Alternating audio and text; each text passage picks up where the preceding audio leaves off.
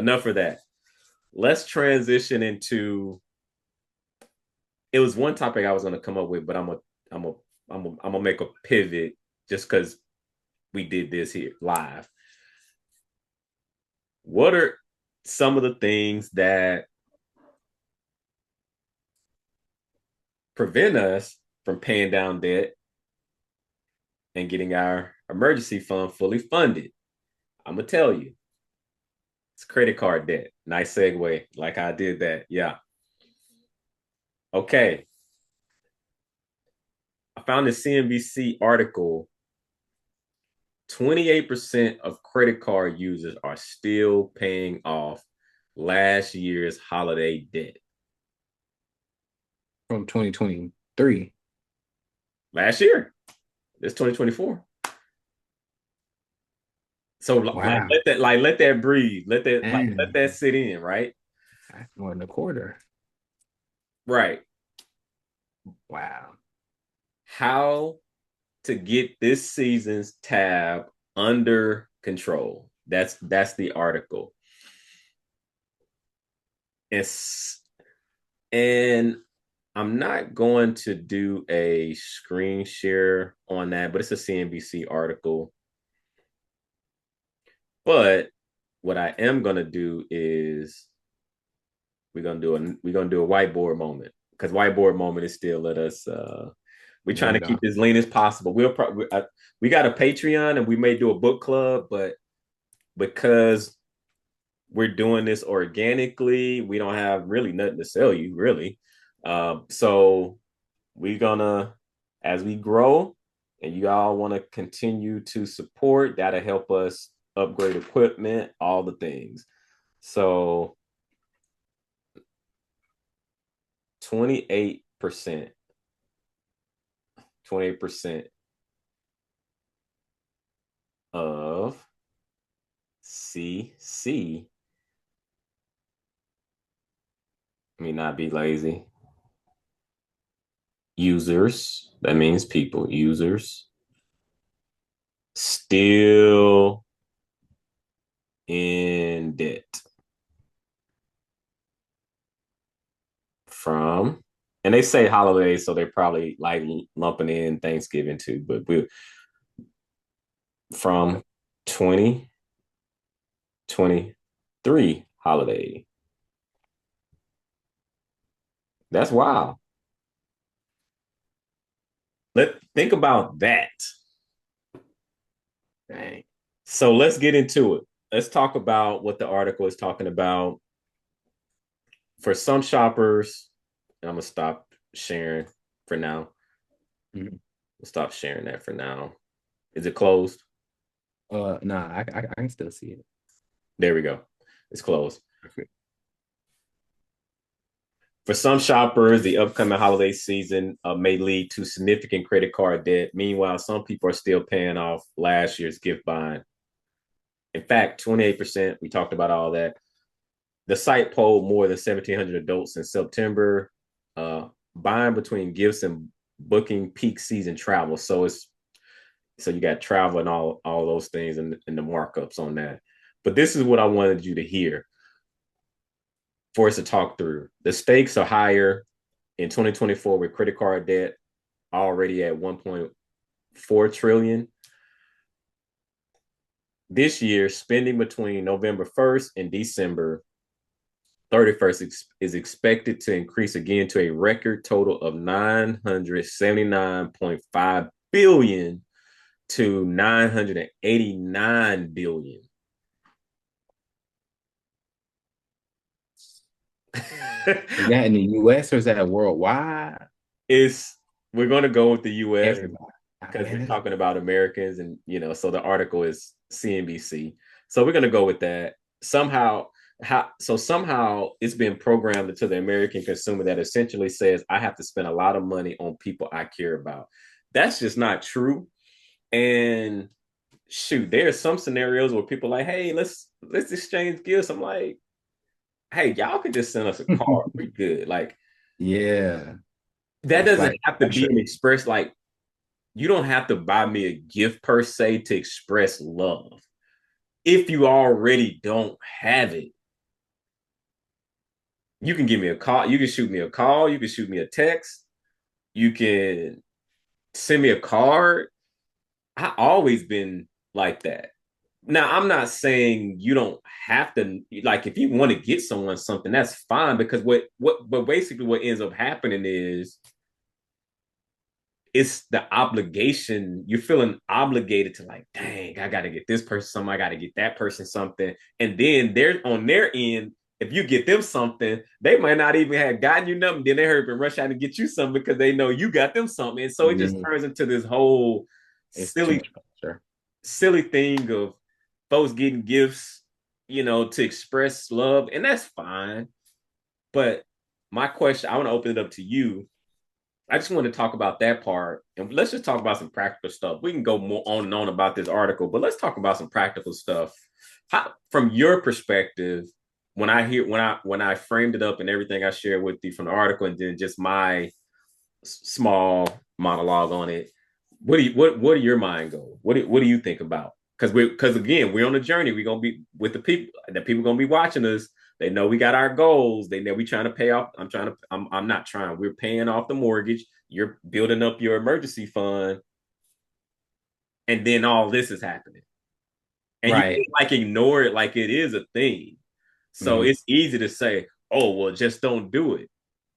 None of us are perfect. So how? What's your perspective? Man, it's like you said, it's one of them lessons. It's probably one of the most expensive lessons you can learn. And it's one of them lessons you like, man, if you can learn it early, you might be good. Before you mess around, you learn too late, it's crazy. But I've been there for sure. I think we've all been there. But I think it kind of relates to the conversation we were talking about earlier, how ET was saying, people are getting paid for providing value, not just for the sake of getting paid, and because that's what we do. And so it made me think further, like, okay, well, there must be some things that money can't buy then. Like I Mm, had to think, like, man, why am I chasing money so hard then? Is there something else too? Because I felt like I'm on a one-track mind. Because if you just think about money, you're ignoring everything that money can't even interfere with. This is just paper, currency. It can't mm, buy you respect, real, true respect. And so it made me start thinking about what kind of things do I really value, And like I value my partner's respect. I value my colleagues respect, my managers like trust and respect. I imagine I value things like that. You know what I'm saying? The people that's important to me, and anything else is not important. You know what I'm saying? It shouldn't be important. Like I remember I read this book called Psychology of Money. I highly recommend it. And it just had one line that stood out to me. It said the difference between what you spend in terms of necessities and what you actually want, the difference between your needs and wants, that's just like your ego and pride right there. That's how you can mm. measure. And so it's not a bad thing. It's not even about being a good or a bad thing. It's just okay. Now the measuring starting to get out of hand Okay, compared to your actual bank account. so let me ask you this. So when I bought this for my birthday, when I bought that for my birthday, was that my ego? Or I just wanted what I wanted? I mean, but here's my thing too, though. I look at things like that, like, hey, so be strategic with it. No one's saying have no pride, because if you ain't got no pride in yourself, then what you getting up for and going to work for? If you don't feel like you can, if you don't feel like you demand a little bit, you gotta have pride to be able to succeed in what you're doing.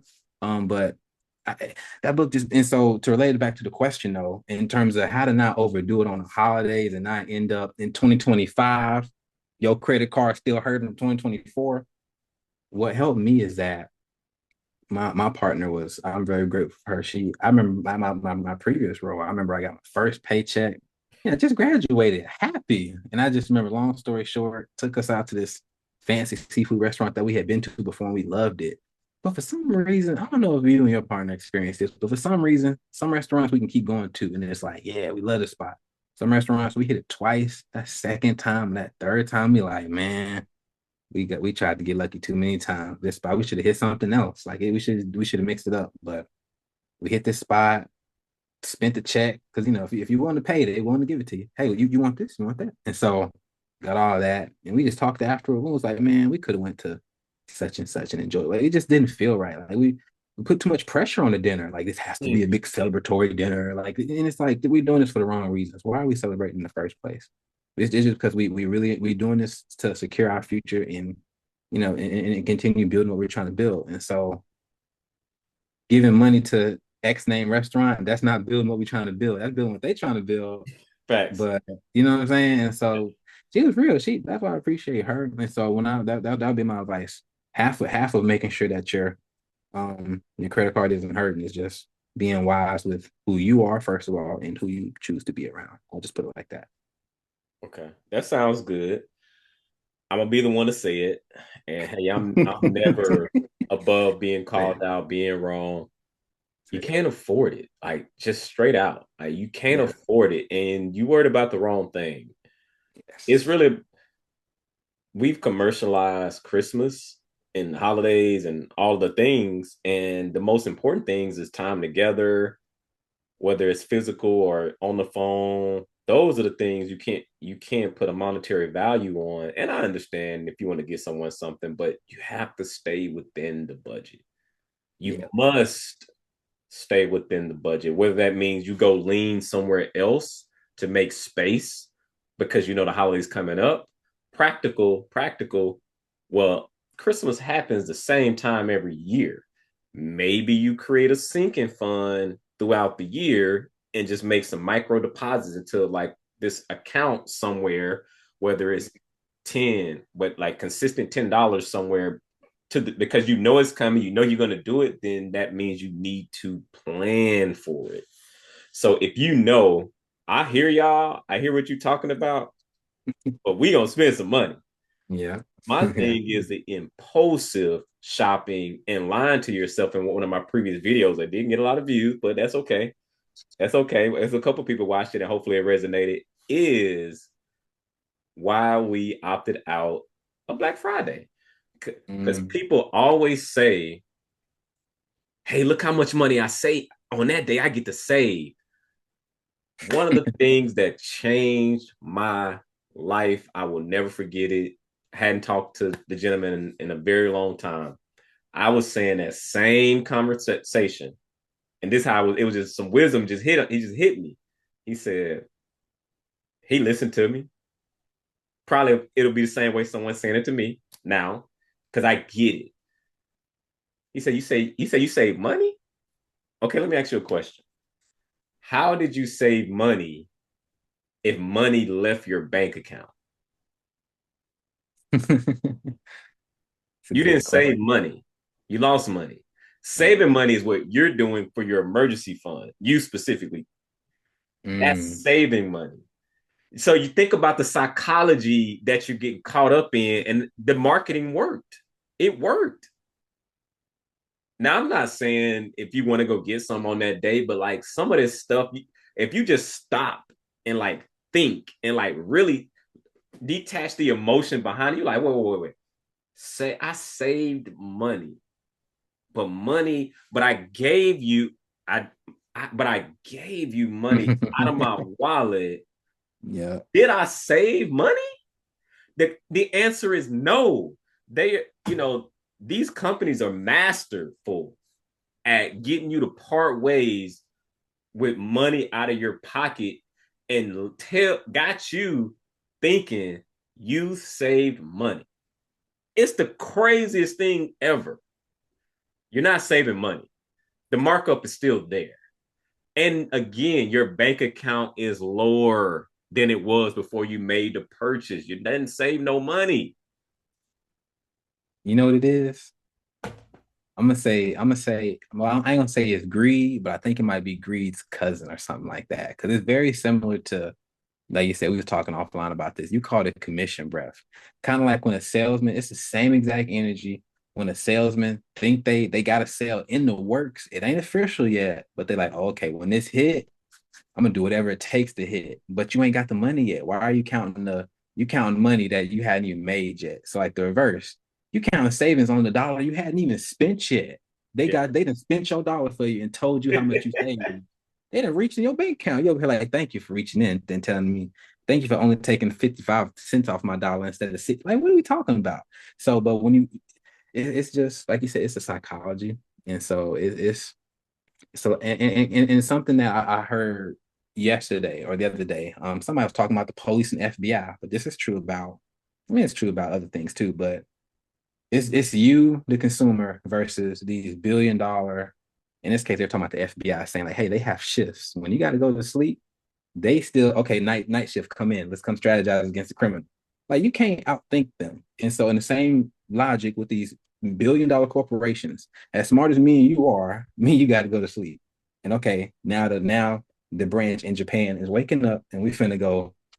You know what I'm saying? So not to make it seem like there's no hope, there's nothing we can do, but bow to yourself. Knowledge is power, and just strategize. If you ain't got no strategy, without the direction, it's hard to operate. That's why we're having these conversations, and we hope people are tuning in, and continue tuning in.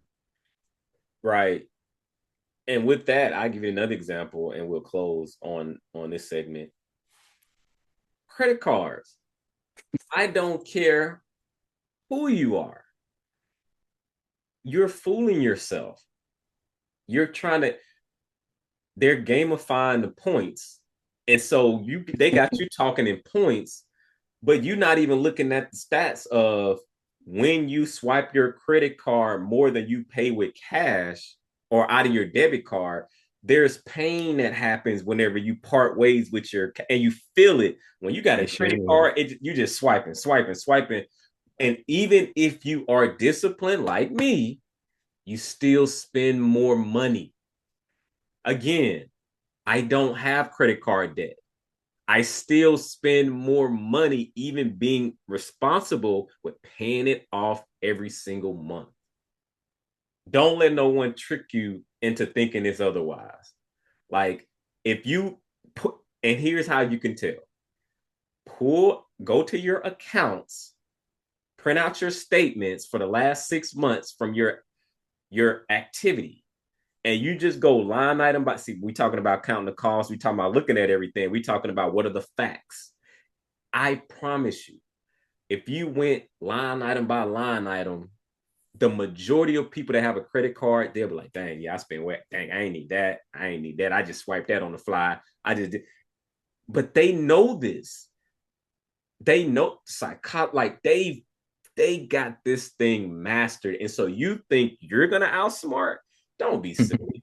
Like just my point is, know the game that you're playing. And if you're like, hey, look, I ain't cutting up my credit card, okay. But understand you're probably going to spend a little bit more money than you normally would if you didn't have one. And doesn't mean that you don't have to have one, but just don't lie to yourself.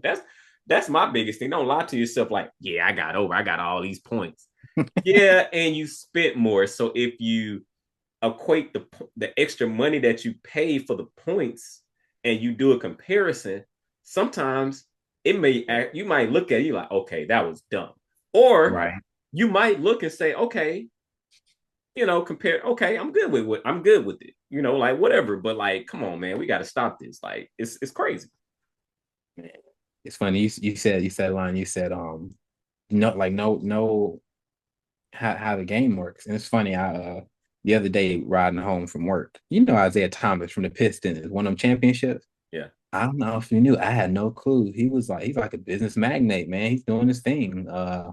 He he's it was a Forbes channel video. Like had nothing to do with basketball, but it was a guy talking to him about his companies. And they were talking about how they're racing towards the billion-dollar mark, something like that. I think something like that. Okay. And I thought that was pretty cool. But he just had a line. He's like one of them old school guys that got like really good one-liners that like leave like, okay, I need to write that down. So I Yeah. wrote one of them down and I got off the road.